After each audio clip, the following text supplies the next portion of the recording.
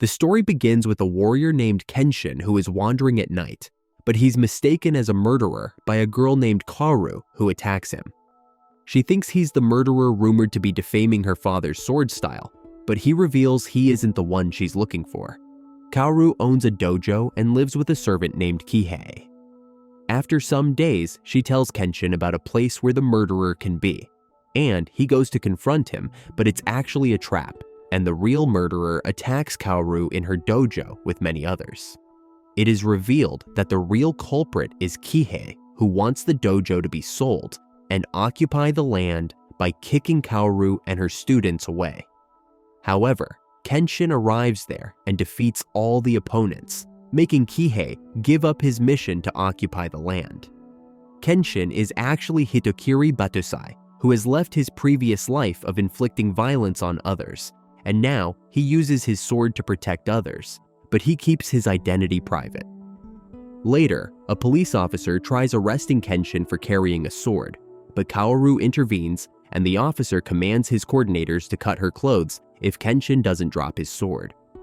Kenshin defeats them all with ease, and a boy named Yahiko, a pocket picker, is impressed by Kenshin's determination. Yahiko tells his owners that he would no longer work for them, and in response, they beat him up and badmouth his parents, making him infuriated and attack them. Just then, Kenshin arrives there and the owners leave the boy free. Yahiko wants to be as strong as Kenshin, so Kenshin takes him to Kaoru, whose students have run away, and asks her to train Yahiko. Yahiko insists on getting trained by Kenshin, but he refuses. One day, two of Kaoru's students show up and they reveal they are being chased by a gang, and the gang queen with her comrades arrives there, declaring they will attack now. Kaoru is worried since Kenshin isn't around, and Yahiko tells her that her students seem to be drunk, and he knows they harassed people, provoking the gang to attack. Kenshin arrives just in time, and the queen orders her men to attack him with cannonballs. However, he slashes the balls and ultimately defeats them. He later tells the troublesome students never to show up again. Kihei hires a guy named Sagara to kill Kenshin, but he refuses. However, when Kihei mentions Kenshin is actually Hitokiri, Sagara gets ready to defeat him. He knows Hitokiri was an imperialist, and imperialists killed his father figure. Sagara confronts Kenshin with a huge sword, while Kihei waits for Kenshin's defeat so he can kill him with his gun. However, Sagara tells him to stay away and to let him deal with Kenshin. Though initially looking strong, Sagara's sword gets broken in half and he accepts his defeat, while Kenshin tells him he has changed as a person now and only protects others. Sagara isn't convinced of Kenshin's promise to stay on the right path, so he keeps an eye on him and starts living in the dojo. One day, Kenshin is approached by a government official who informs him that a manslayer named Jin is targeting imperialists who have become government officials, and he kills many of them at the same time after paralyzing them. Kenshin tells Sagara to leave things to him, but Jin takes Kaoru hostage and paralyzes her, provoking Kenshin to become what he used to be 10 years ago as Hitokiri. Kenshin hasn't killed anyone in the past 10 years, but now he's about to kill Jin since Kaoru's lungs have stopped functioning due to paralysis. Kaoru suddenly breaks her spell through the power of her love towards Kenshin, since she doesn't want Kenshin to become a murderer again. Meanwhile, Jin stabs himself, saying Kenshin will remain a murderer till his death, and he can never change.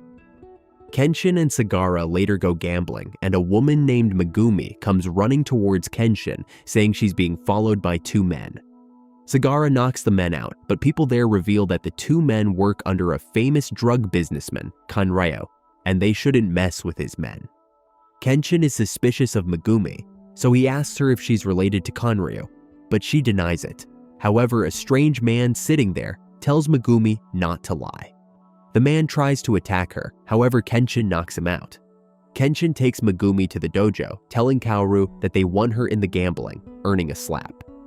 At night, Kanryu's older brother, Kardi, attacks the dojo demanding Kenshin return Megumi, and Sagara tries to confront him but initially fails. Kardi throws his fire breath at Sagara, but Sagara manages to take out all the fuel from his belly, defeating him. The guy from earlier who tried to attack Megumi shows up again and throws a poison bullet. However, Yahiko takes the bullet and goes unconscious. Kenshin knocks the man out, but suddenly a person with a strange demon-like mask shows up and takes his friends away who just attacked. They are now worried for Yahiko, who can die in an hour if not treated, so they call a doctor to find the cure for the poison, while Megumi tries to guess what kind of poison Yahiko got. The doctor treats Yahiko and tells Kaoru and Sagara that Megumi belongs to one of the most prominent medical families in Japan, and that her knowledge about drugs is commendable. Meanwhile, Kenshin finds Megumi leaving the dojo, and she reveals she worked under Kanryu's men. She worked in the medical line to find her family who got lost during the war, but when she learned she was making a deadly drug, she left, and now Kanryu is after her. Kenshin and Kaoru request her to stay at the dojo and she agrees. However, Sagara despises her, since he thinks many people lost their lives because of the drug she made in the past. The next day, Megumi is kidnapped by a strange masked guy named Hanya, who works under Kanryu, so Kenshi, Yahiko, and Sagara rush to save her. Arriving at Kanryu's place, the trio faces a huge number of guards, taking them down. Meanwhile, Kanryu prepares to torture Megumi by locking her up with his coordinate named Aoshi, and force her to reveal the recipe of the deadly drug, since it brought a huge profit to his business. Meanwhile, the trio confronts Hanya, and after knocking him out, Sagara faces a muscular guy named Shikijo, while Kenshin fights with Aoshi. Shikijo slams Sagara's head into the wall many times, but Sagara ultimately overpowers and wins. However, he goes unconscious. Meanwhile, Aoshi tells Kenshin that he will kill him since he's an imperialist, and to Kenshin's surprise, Aoshi gains the upper hand in the fight. However, his celebration doesn't last long as Kenshin overpowers. Kanryu suddenly shows up with a Gatling gun and declares he will kill everyone and earn profit after selling weapons. His own coordinates, including Goblin, Cardi, Shikijo, and Aoshi, try to stop him, but Kanryu starts killing them, with only Aoshi left. Kenshin steps forward to fight with Kanryu, but Kanryu realizes he has run out of bullets, so he has to surrender now. They eventually meet Megumi, who tries to kill herself, but Sagara stops her. She mentions she's the reason behind Kenshin, Yahiko, and Sagara going through such a difficult time, so she decides to confess to the police about the deadly drugs she used to make. However, Kenshin stops her and they go back to the dojo. As days pass, Yahiko seems to be a bit off schedule and he doesn't show up for training, but he lies that he trains in private. It turns out he works at a restaurant part-time to earn enough money and buy his own sword, so he can protect others just like Kenshin. However, at the restaurant, a girl named Saiju is being used by a bunch of thugs as a spy, and they demand she get the clay mold for the keys of the restaurant. She reluctantly refuses, and the men try to harm her, but Yahiko arrives to protect her, only to get beaten up. Kenshin sees all this, but doesn't help him, believing Yahiko should know that not every time he will be protected by an adult. Yahiko later asks Kenshin about any technique that can help him fight with a huge number of men at a time, and he reveals he should run away first, making it look like he's scared, and then attack. The night when the thugs plan to raid the restaurant, Yahiko applies the technique and knocks every single one of them down. Kaoru takes Kenshin to a nearby dojo where the teacher reveals he wanted to fight against Kenshin, but now he has realized he's too strong. Just then, a muscular guy named Raijuta arrives there and challenges the teacher to a duel of 3 rounds. They both fight and Raijuta is clearly the stronger one, who knocks out the teacher. However, he tries to kill him, but Kenshin steps in to stop Raijuta. Raijuta reveals the loser in swordsmanship doesn't deserve to live, and he throws away the teacher's unconscious body, still alive. It turns out Raijuta's mission is to eliminate current swordsmanship techniques and bring back ancient swordsmanship, making Kenshin realize the older techniques were merely focused on killing the opponents. Kenshin and Raijuta fight on a bridge, with Kenshin breaking Raijuta's sword, who backs off for now but considers Kenshin his utter enemy from now on. Yahiko challenges Raijuta's student, Yutaro, to a bamboo sword duel, but it becomes clear Yutaro has no real training because his master Raijuta is too focused on defeating other swordsmanship styles. Kenshin offers to teach him, though Yahiko is jealous. Yutaro reveals he wants to surpass his father, whom he believes dishonored the samurai by selling swords to foreigners. Yutaro later asks Raijuta's permission to train with Kenshin, and he agrees, but orders Yutaro to spy on Kenshin. Yutaro admires Raijuta because he once saved him from bandits.